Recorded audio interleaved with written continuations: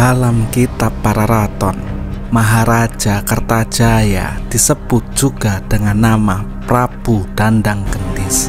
Dikisahkan di akhir masa pemerintahannya, kondisi kestabilan sosial kerajaan Kadiri mulai menurun. Kondisi ini disebabkan kesewenang-wenangan dari sang Raja Kertajaya terhadap golongan pendeta. Kesewenang-wenangan Kertajaya yang berlaku otoriter terhadap para pendeta tersebut dikisahkan dalam kitab Tantu Panggelaran.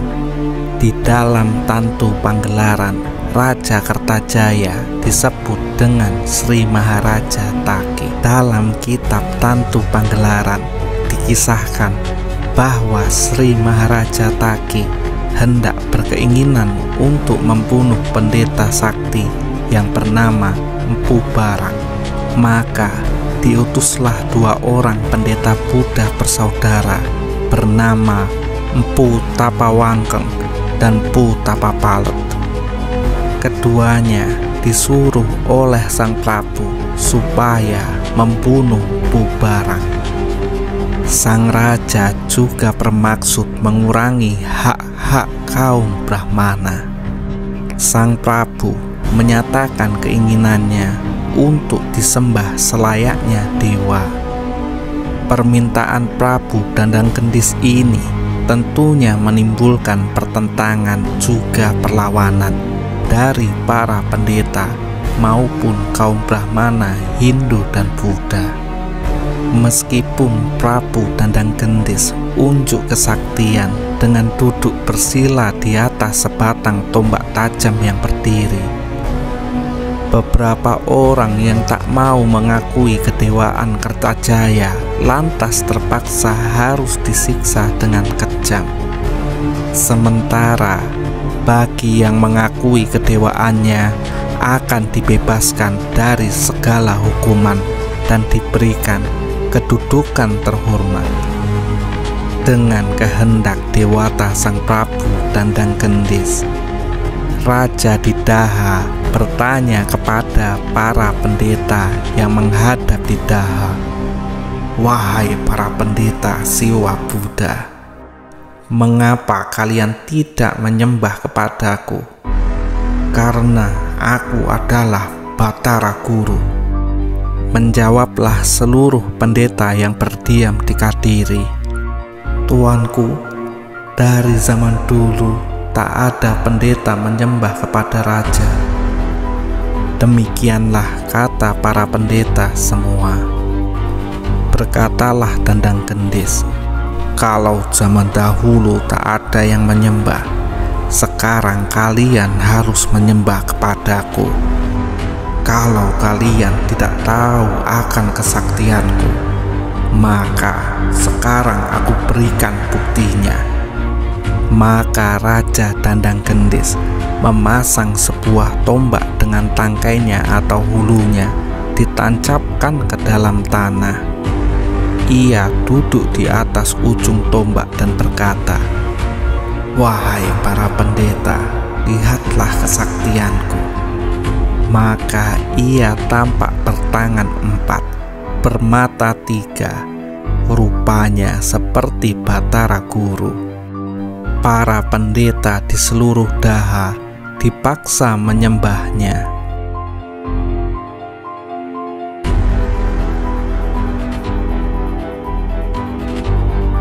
Mereka yang tak mau menyembah mengungsi ke Tumapel dan menghadap kepada Ken Arok.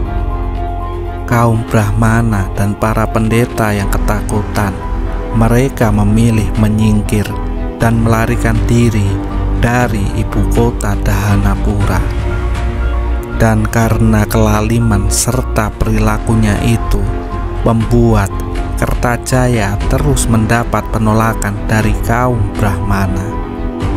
Para kaum Brahmana memilih meninggalkan ibu kota kerajaan sambil terus menceritakan tentang kesesatan Maharaja Kertajaya kepada seluruh rakyat kerajaan yang ditemuinya.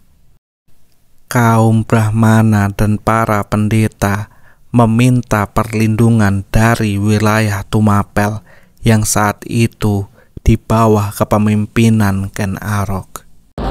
Mereka memilih berlindung kepada Ken Arok, bawahan Dandang Gendis yang menjadi akuwu di wilayah Tumapel.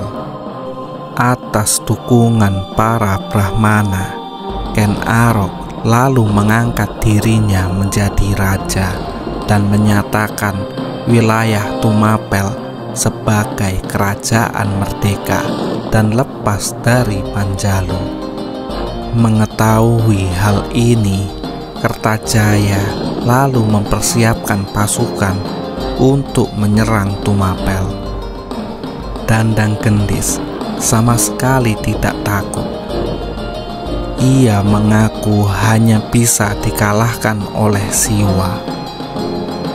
Mendengar hal itu, Ken Arok pun memakai gelar Batara Guru, yaitu nama lain dari Dewa Siwa, dan bergerak memimpin pasukan untuk menyerang Panjalu. Pasukan Tumapel yang dipimpin oleh Ken Arok dengan dukungan dari kaum Brahmana melakukan serangan terhadap Panjalu. Kedua pasukan tersebut kemudian bertemu di dekat Ganter, yaitu wilayah di timur Kadiri. Perang antara Tumapel dan Panjalu terjadi dengan begitu sengit di dekat wilayah Ganter. Para panglima perang Panjalu, yaitu Mahisa Walungan, yang mana adalah adik Dandang Gendis, dan Gubar Baleman, mati di tangan Ken Arok. Dandang Gendis sendiri melarikan diri dan bersembunyi naik menuju Kahyangan. Bahwa Kertajaya melarikan diri dan bersembunyi dalam Dewalaya atau alam tempat dewa. Kemungkinan yang dimaksud adalah Kertajaya bersembunyi di dalam sebuah candi pemujaan, atau Kertajaya tewas dan pergi ke alam dewa. Sejak kekalahan Kertajaya dalam pertempuran Ganter pada tahun 1222, Panjalu menjadi daerah bawahan Tumapel. Menurut Nagara Kertagama, putra Kertajaya yang bernama Jayasabha diangkat Ken Arok sebagai wakil Bupati Kadiri. Pada tahun 1258, Jayasabha digantikan putranya yang bernama Sastrajaya. Kemudian pada tahun 1271, Sastrajaya digantikan putranya yang bernama Jayakatwang yang menjadi Bupati Gelang-Gelang. Dan pada tahun 1292, Jayakatwang memberontak dan mengakhiri riwayat Tumapel yang juga dikenal dengan Singasari.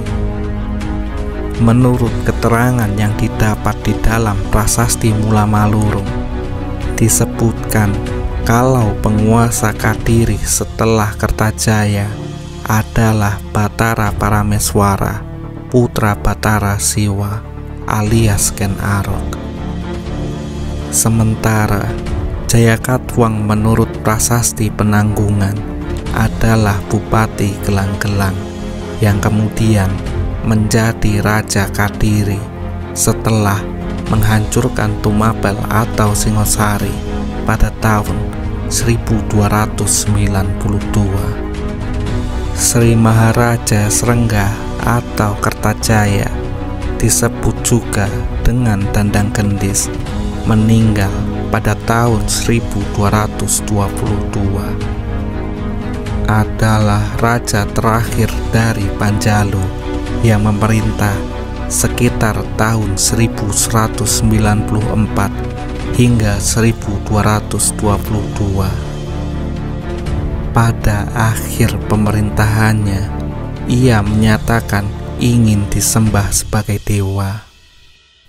Kertajaya atau Prabu Srengga dikalahkan oleh Ken Arok atau Ranggah Rajasa dari Tumapel atau Singosari yang menandai berakhirnya masa kerajaan Panjalu.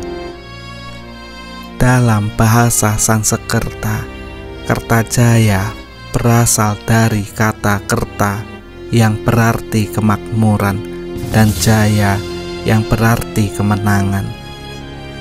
Nama Kertajaya terdapat di prasasti dan disebutkan dalam kitab Nagara Kertagama karya pujangga masa Majapahit bernama Mpu Prapanca yang dibuat ratusan tahun setelah zaman Kadiri. Bukti kesejarahan keberadaan Raja Kertajaya antara lain ditemukan dalam prasasti Sapu Angin pada tahun 1190,